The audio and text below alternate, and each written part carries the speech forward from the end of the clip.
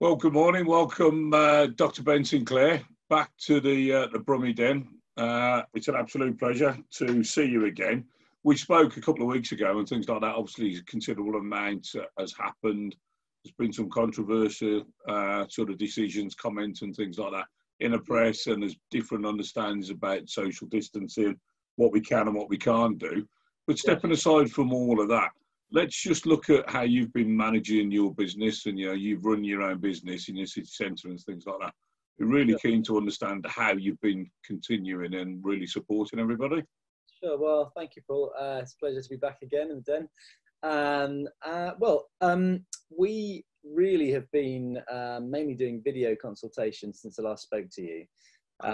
We were debating with ourselves when to open up our city centre clinic again, and we've actually just open that for a limited amount of patients who are low risk for COVID, but who require things like blood tests or face-to-face examinations, or things that we can't do remotely on video. So I'd say about 80–90% of our patients can still access us on video, but sometimes you have to do face-to-face as a doctor. You have to examine someone sometimes physically, not just sort of virtually. And you can't really do some things, for example, if someone's pregnant or that kind of thing.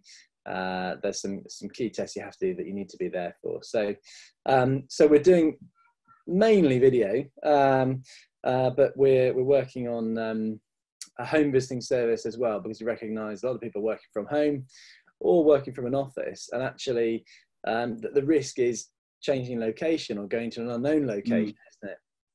So for us, we're trying to mitigate that risk by taking the clinic to them. So essentially like a doctor home visiting service, but providing our services in the comfort of your own home or in the comfort of your office, wherever you are. Well, we used to call it quite a few years ago a locum service, didn't we? There's some, in the middle of the night, some doctor would turn up and things like that. Always seemed a great idea, and then that kind of really just dissipated, didn't it? Yeah, I think home visits kind of went out of fashion when they got rationed, basically, because with new technology, a lot of stuff could be done, remotely or on telephone. But I think there's nothing like seeing someone face to face and that interaction, even if it might be behind a mask, if you have to take some precautions. Sure. So have you found that, because what I find interesting about the NHS is that people's reluctance to go to A&E, and things like that. So there's an understanding that there's probably a percentage of people that really didn't need to go to A&E. It should be dealt with by the GP. But have you found your business has increased and more people are interested in talking to you? So I think in the past there were two types of people who went to A&E. One who were just trying to access services but inappropriately accessing it at the wrong time, and so A&E wasn't the right place for them to go. And the majority of those things were minor; they weren't an emergency. And it could have been dealt with by their local GP or by me in a normal environment, a normal appointment. I think then there's people who really do need to go to A&E who've had a significant event and don't go. Like often you have loads of people who present with heart attacks on Boxing Day because they actually had it on Christmas Eve or Christmas Day, but they didn't want to tell anyone or spoil anything, so they didn't go and I think a heart attack, and then they get worse on Boxing Day. So that was the thing that you always used to have as a junior doctor. Boxing Day was the kind of the worst. Amazing. Because everything would come in on Boxing Day. So so we have had people accessing our service through a whole range of different things, really.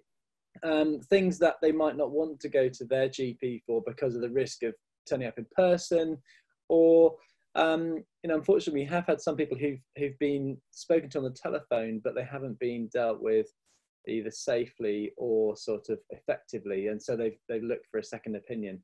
And I think our NHS colleagues are under huge pressure now, because they've got a whole sort of 3 months worth of routine work that was cancelled and is now, like a tidal wave coming back on them alongside all the normal stuff. So now that they're beginning to kind of operate a bit more of a normal program, they are even more overwhelmed than before, because a lot of stuff was just put off, and also they've been working flat out and they're exhausted, and quite traumatized as well, because it's been a very stressful period for anyone who's had to do sort of face-to-face work for COVID. There's been a lot of fear and uncertainty around this. I think, you know, we've all been going through these stages of processing this, haven't we? And there's now more anger coming out, like you mentioned in the press. You know, I think we've been going through these stages of really loss of our normal lives, and we're at the anger stage, and that's being reflected in the comments in the press, and,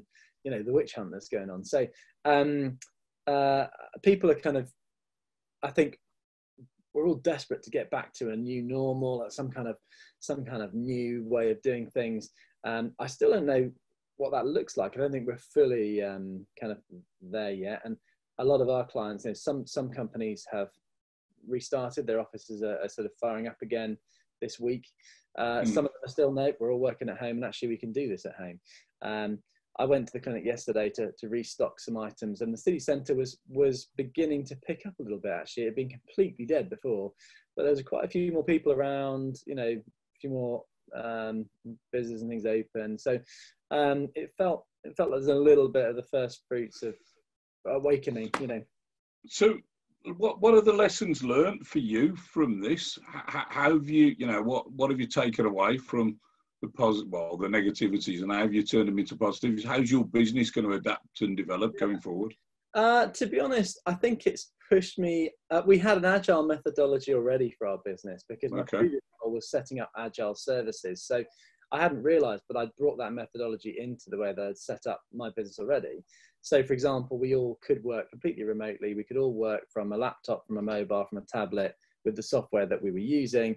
And we already did do video consultations, and we had a remote pharmacy, and we've sort of you know, offshored a lot of our stuff, that, you know, to keep it lean and agile, really. So being a lean startup, we already had agile.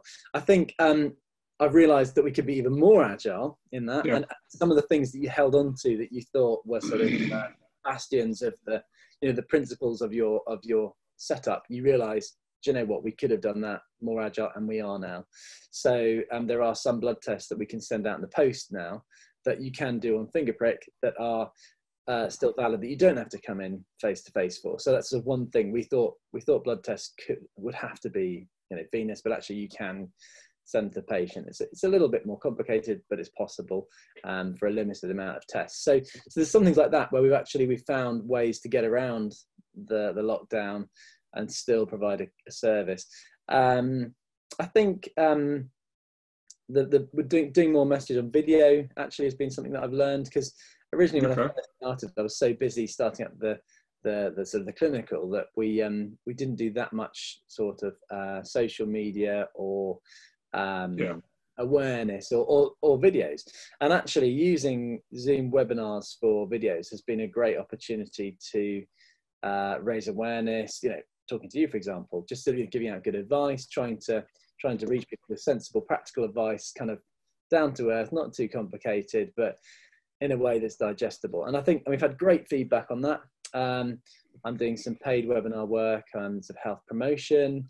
Our menopause service, which was face-to-face, is now completely agile and can be done on video. So actually, if you need a menopause review with our specialist, we can do that. And we've actually partnered up with an HR company to deliver sort of a menopause awareness session that can either be face-to-face when the lockdown is fully open, or on video in the meantime. So I think we've become more agile using video technology than I thought we could have been, actually. Just pushed us into that, and social media more. I think from what I'm seeing, and obviously there's two things here. I'm chair of Downtown Business Birmingham, but I'm also one of your patients. Now, I don't want to see my doctor ever. I don't want to have a conversation with him. I just, you know, that kind of thing. I just need him to know. I need to know that he's there. I can reach out to him. But actually, it's quite reassuring seeing what you're doing, seeing the positivity, seeing the messages, seeing topics coming up, popping up in social media, and you know, and it's a gradual, soft, pleasurable learning, you know. And you're nudging me, you know, you're nudging me about my weight, you're nudging me about my cholesterol, you know, my mental well-being and everything else like that. And there's all of these things are there. So I'm on a journey with you. you know, and I think there's a lot of people that are out there who aren't your patients be doing exactly the same. Is that intentional? I think the aim is to have a drip feed effect of, you know, sensible health messages that everyone needs to hear, because the building blocks of health are the same for everybody, and then it's tailored on top of that. When that's what that's what we do, you know. But for everyone, you need to get your exercise in line, your diet and nutrition in line, your sleep and stress and mental health and your spiritual well-being, and all these things. You've got to get the basis right, and then build on that for really excellent performance. So there's so much information out there. You could overwhelm people with hours of stuff, but we try and sort of keep it really short, really simple, and interactive and practical. So it's interesting, because I mean, it's got to be fun, it's got to be interesting. Otherwise, you know, I'm not going to bother listening. I'm sure no one else would. Yeah, and I mean, you've been doing some work with BCU, you know, the live interviews, and you know, I've dipped into a few of those and things like that. How they've been received by the students and actually the staff as well. Yeah, we had some good feedback. What's nice is we did them on Facebook, so people were able to ask questions during the live webinar. And people did ask questions. You know, we had people checking in every week, and they knew it was a regular occurrence. So we've been doing them on a particular day, a particular time. So it was like, okay, here's your mental health check-in. And it was nice to be able to offer that. A, I like working with students because they're the future. And B, obviously stay young, you know, in your focus. And also, they ask some good questions. They have very real, you know, concerns and needs. So it's been good just getting stuck into a group that we weren't particularly engaged with in Birmingham, actually. But actually, one of the students, Amber, who's a second year in marketing, has been helping us with marketing as an intern. And so a lot of these actually interviewed her about what her experience was. And you know, it was good to have that interaction and just put yourself into someone else's shoes, you know, because they've had a lot of deadlines, or, you know, some people have had their whole finals just sort of wiped out and they've been examined in a way they weren't expecting. You know, so it's been really, so many things have been affected by this, haven't they? So, but it's hopefully, you know, reaching out, offering them some support. And it was encouraging to see how many people did take to the airwaves and did listen. And we had lots of views of all the videos, and people would go back and view them again. Because on Facebook, they can watch them for a week, I think, after. Yeah. I think the only comment that I've got is, one, it's quite refreshing that people are open and honest and be able to talk about things. I think that's pretty good. There's a new understanding there of GPs that you can reach out to and talk to, which is quite good. Their sense of humour, they're amusing, and they, you know, students see things slightly different on occasions to what we do. Absolutely. You know, and I found that quite interesting, and I, you know, you being slightly challenged on a couple of occasions, which was good. It'd be nice to keep those interviews, I think, and let's go back in 12 months' time, see what we were doing, what we were talking about, and just see the mood set, you know, the mindset of where we were. Already, it's interesting looking back at the beginning of this process, and I don't know where we are in it. We may have a second lockdown, we may have regional lockdowns, might we? But it's very interesting to see, sort of, from the first messages that I gave out to now, and how I feel about it, and how that's changed. I watched a video of an Italian giving us a message before we got locked down, saying, you're going to go through these things. And it was really interesting, because actually a lot of what they said was true, you know, and you couldn't imagine yourself doing it, but it's been an exercise in expectation management, and actually shrinking down your expectations. That the challenge is not to sort of let them grow again too soon, but to work within those parameters. And I think what everyone's struggling with now is how much do we still have to socially distance? I would say, you know, everyone's just, I mean, look at the beaches, look at, you know, everyone's just desperate to return to normal life, especially in a bank holiday with stunning weather, you know, and it's hard to tell people, okay, look, the cases are going down, you know, but actually you still need to be sensible.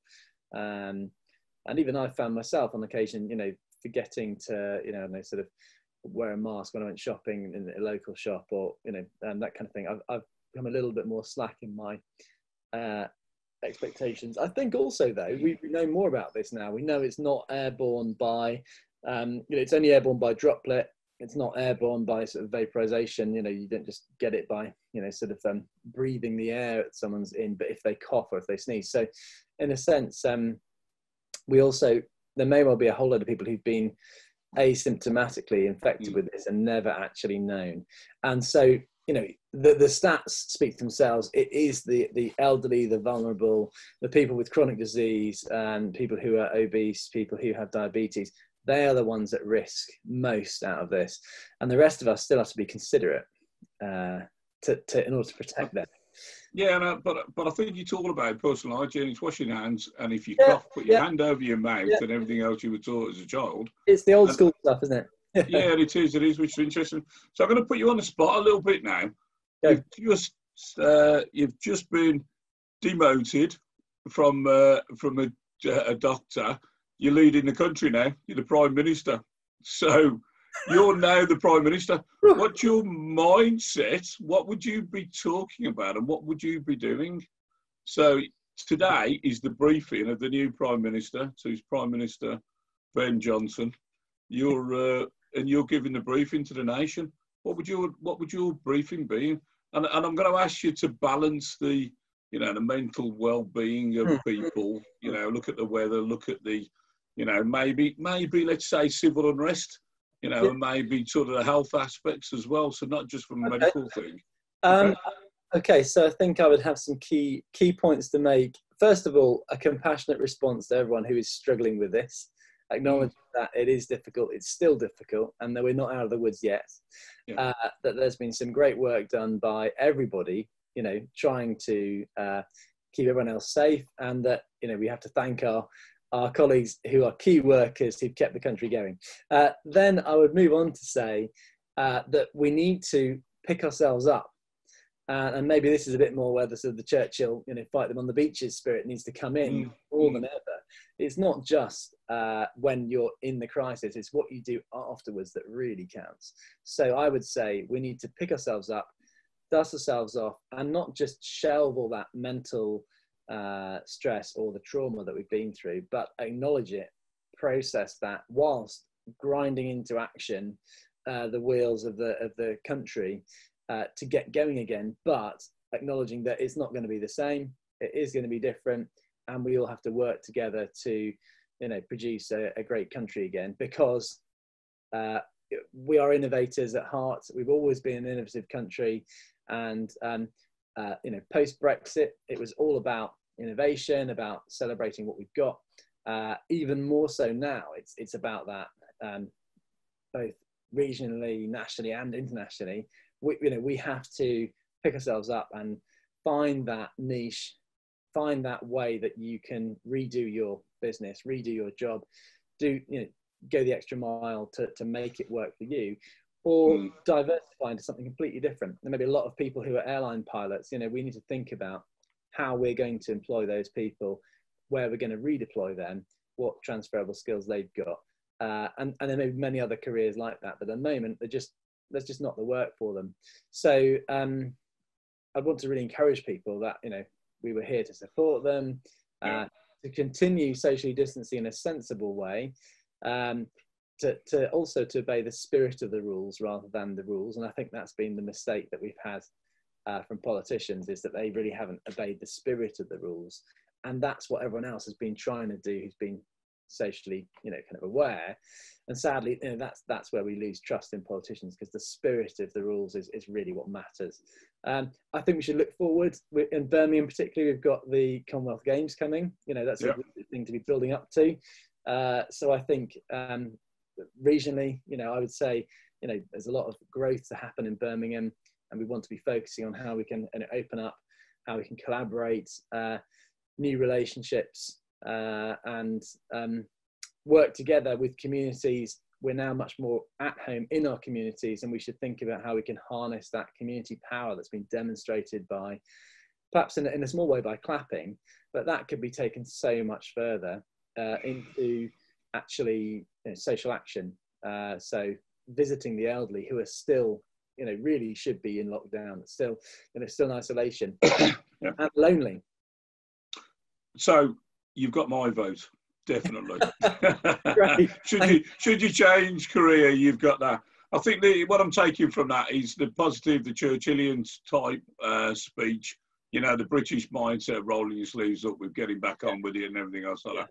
I think what's interesting is when we talk about Brexit, the eve of Brexit, it was the worst of the worst, and it was a catastrophe. It was this, and there was uproar about positivity versus negativity about being Brexiteer or not, and everything like that.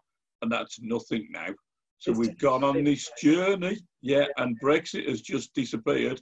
Yeah. And I think our mindset is just bring it on. That means nothing to us now compared to the trauma we've just gone through. I think that the way that we interact and the way that we behave is going to change. I'm walking around and I'm going, you know, maybe around the park or just trying to get out, going to the shops. I'm not shaking hands with people. I'm not doing things like that. And I'm doing this kind of little bit of a weird gesture. Yeah. But actually what I have found is more and more people who I don't know just saying good morning, good afternoon. That's true. I think there's, and that's what I was saying about that sort of community spiritedness. I think there is actually a much more of an acknowledgement that human interaction is important and acknowledging people. So I'm saying hello to people on my street walking past. I don't know if I don't know them if they're on my street, but I've said hello, and you know, people have stopped and had a socially distanced chat across the road and put my bins out, you know. And it's nice, actually. I mean, to be honest, that's how it should be, you know. If we're all a little bit more chatty, I think it would go a long way to keeping a lot of us a lot happier. The only downside for me, and I was traumatised, that somebody put a note through my door and asked if I needed any shopping fetching.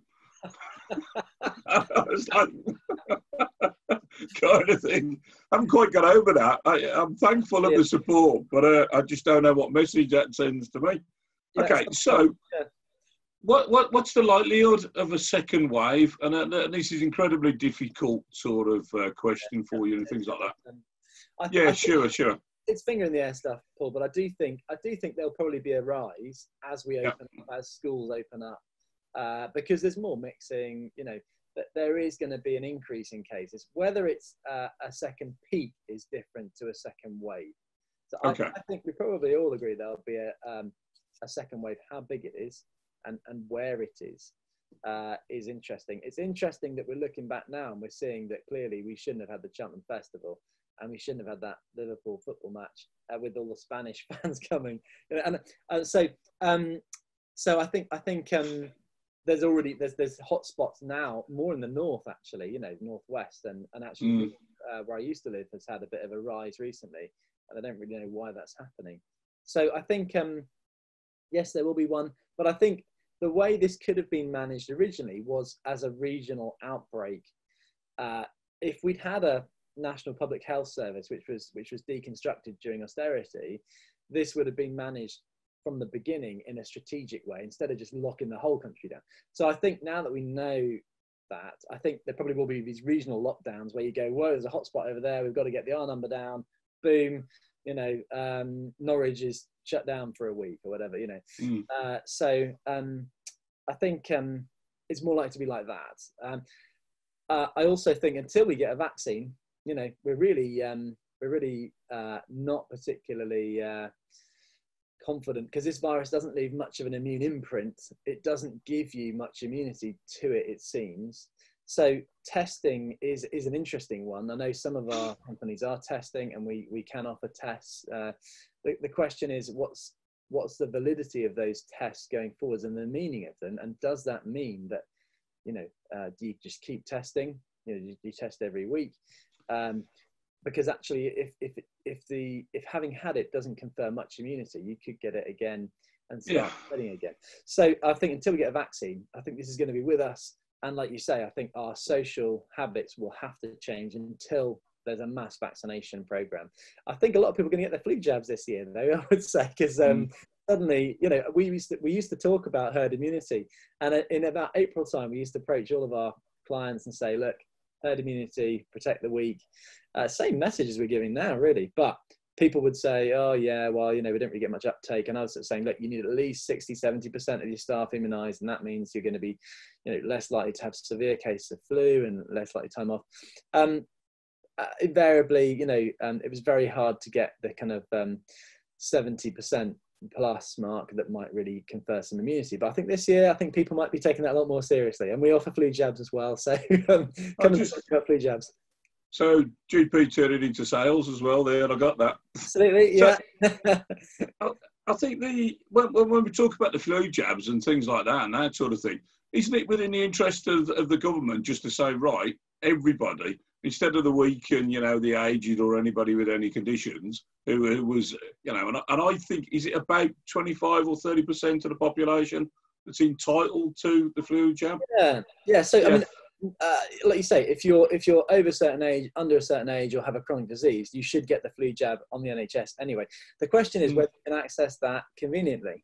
So a lot of people might be offered it, but they can't get to their GP, or they can't get an appointment, or they can't get through the telephone system because the system is overwhelmed. More and more GPs retiring. So yes, a mass vaccination program would make a lot of sense, especially when it comes to COVID vaccination. I think that should just be a nationally rolled out thing.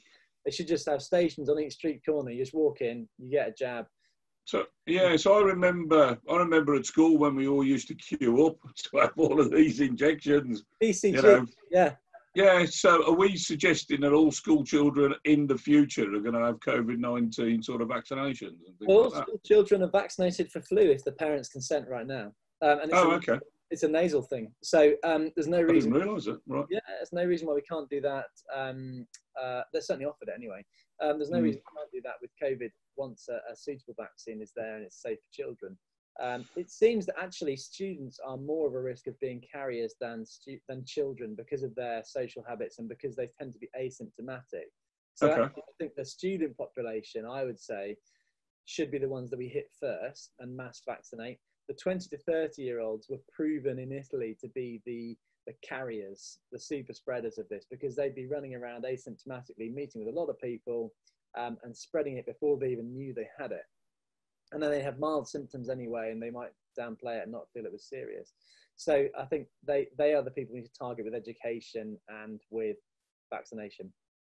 So what percentage of the population, total guesstimate, finger in the air as well, do you think have actually had this virus?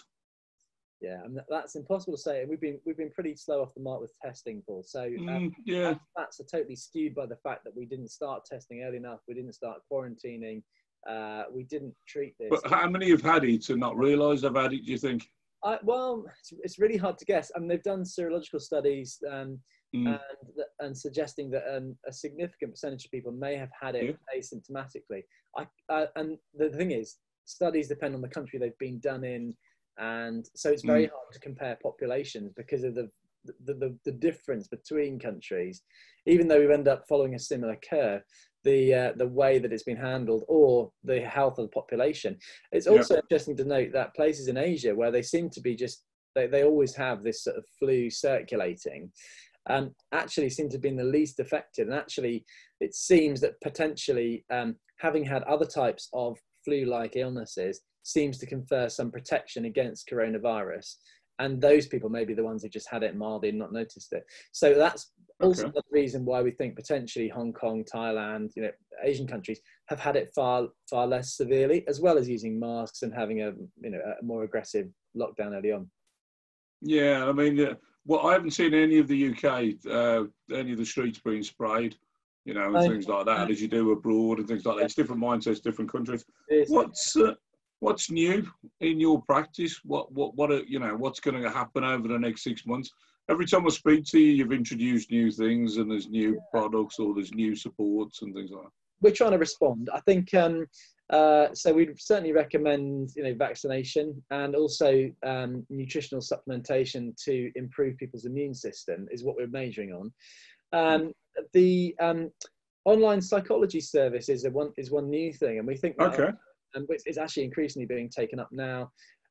Psychology, because of the human interaction, has sort of necessarily been face-to-face in the past, but currently, really to have that sort of in a safe way, we found that actually lots of people have been engaging on video consultation with our psychologists. So a lot of people have trauma, they've lost loved ones, they're bereaved, or they've had a near miss where they were exposed but they didn't get infected, and they have had sort of a PTSD-like experience as a result of that and have nowhere to process it. So we've been offering that. And actually, I think, interesting enough, last year there was a big push for mental health awareness training and that to be sort of mainstream through the corporate culture. And I think that certainly took hold. What we found was that as a result of that, a number of women who were in high level positions were actually saying, I've got a mental health problem. But it turned out that actually it was being driven by a hormonal problem called menopause. And actually, a number of people who are female, who are in the working world, have been going through menopause, but thinking they've had a mental health problem. So the new thing this year is really to raise the awareness of menopause in the same way that mental health awareness was done last year. So I would say that menopause, is a massive issue with a working population that's now far more equal in terms of the sexes, rising through the ranks in high positions at the peak of their career, are then being really limited by menopausal symptoms that aren't the typical ones. It's actually, it's more like things like memory loss, concentration problems, poor sleep, new anxiety that they've never had before. These kind of things are actually hitting people more. And during lockdown, we've noticed that a lot more people, because of the stress of uncertainty, those symptoms have got worse. So we've been doing a lot of work on menopause online, and that has been working really well for people, which is great. So we're continuing to push that. The home visiting service is the latest innovation that we've done.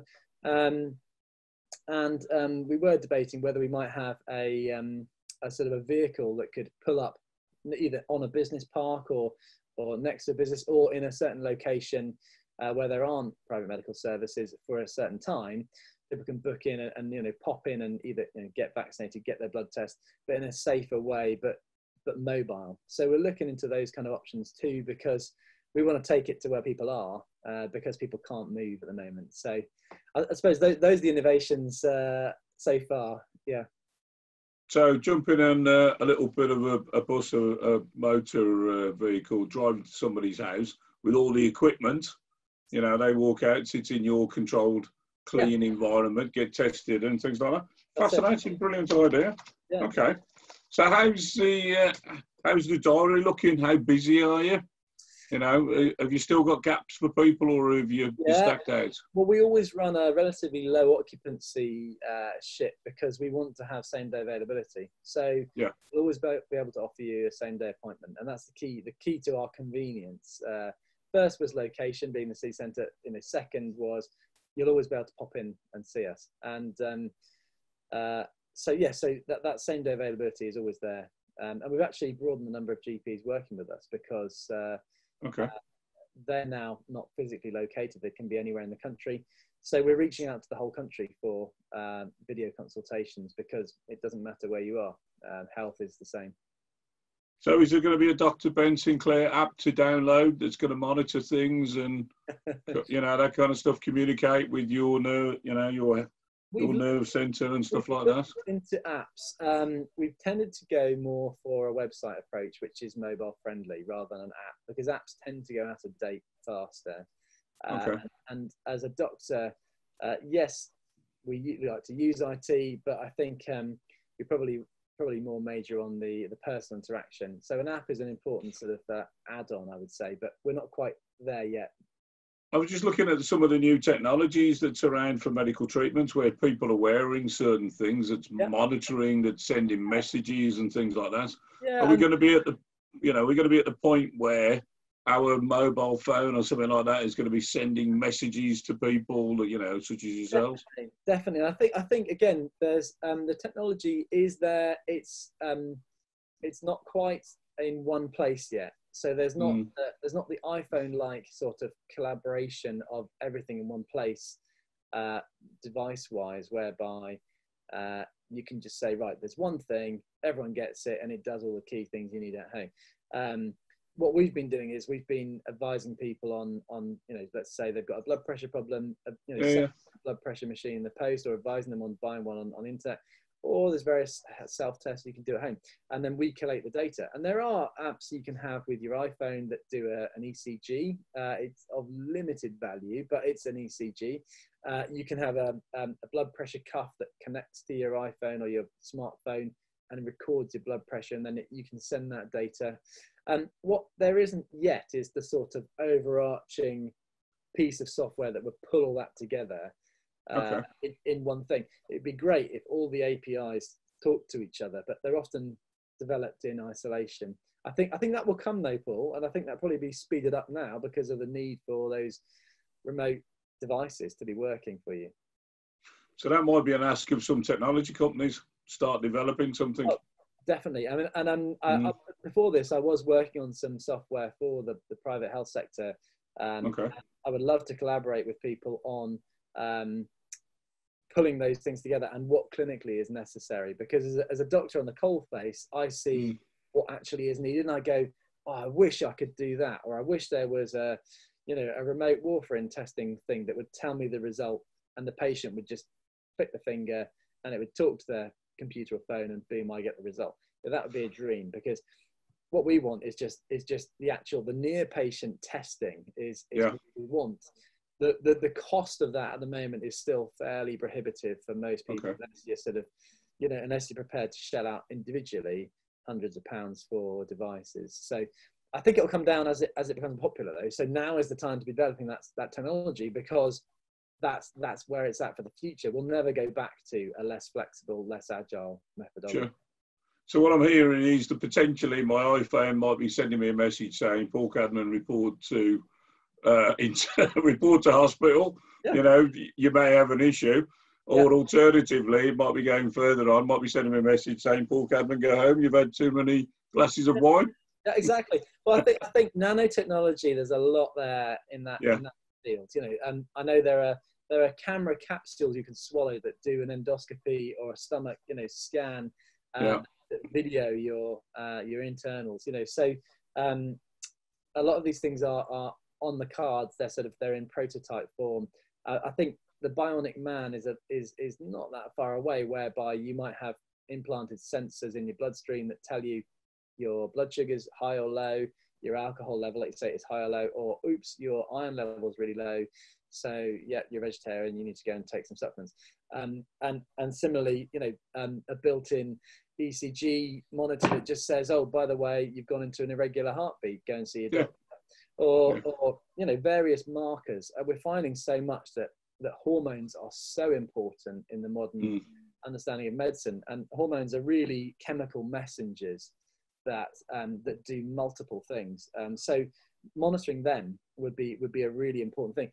For men, testosterone falls as we get older and as we slow down. So knowing what your testosterone level was doing would be really important. And if it's spiked, you might have testicular cancer.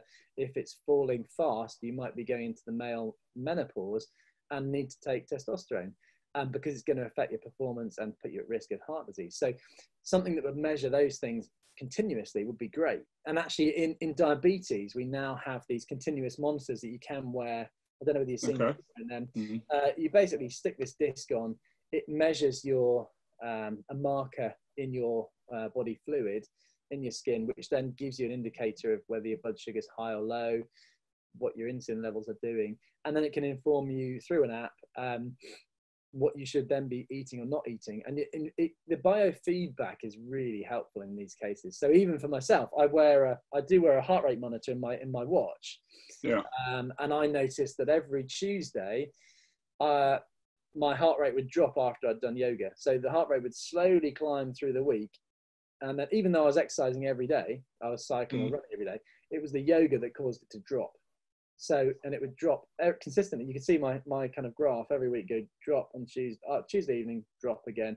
And the lowest heart rate I ever had was on a Tuesday night after I'd done yoga. So that biofeedback was really helpful to me, because I'm thinking, I could actually do yoga twice a week and get 2 drops. And that would mean, my overall heart rate, blood pressure will be lower consistently. So is that all about, is that about relaxation? Is that about meditation and everything else like that? Getting into a meditative state, relaxation, also a different kind of exercise, because I'm a bit of a high intensity bunny. So, I love cycling fast or running through the forest, in a high intensity. But actually, we need both. We need that high intensity exercise to work out the heart, get the cardio. what we also need is that low-level meditative exercise, which is more stretching-based or strength-based, in order to calm yourself. And that may release sort of more relaxing chemicals than just invigorating chemicals. So for me, I think as a type A person, I need more yoga and balance it out with running rather than the other way around. That's fascinating. And I'm just looking at the time, and I think we're pretty much running out of time, because imagine there's a number of people queuing up to virtually speak to you, or that phone will be ringing. Well, we are in half terms and taking some time with the kids, actually. So I've been doing a bit of furniture renovation and building a tree house. So that's fantastic. What I'm doing. Okay, but it's for me to say thank you yet again for your time. Always fascinating, always interesting, and we demoted you to the Prime Minister, didn't we? We've re-promoted you now. Yeah, thank you. We've covered some fantastic topics and things like that, and I think we're going to take quite a lot away from this. What we will do is obviously keep this recording, and that'll be there for our members of Downtown in Business and everybody else to access and things like that. Yeah. So, Dr. Ben Sinclair, on behalf of Downtown in Business and obviously me, thank you very much once again for your time. Thank you. Thank you, Paul. Take care. Take care. Cheers. Bye-bye.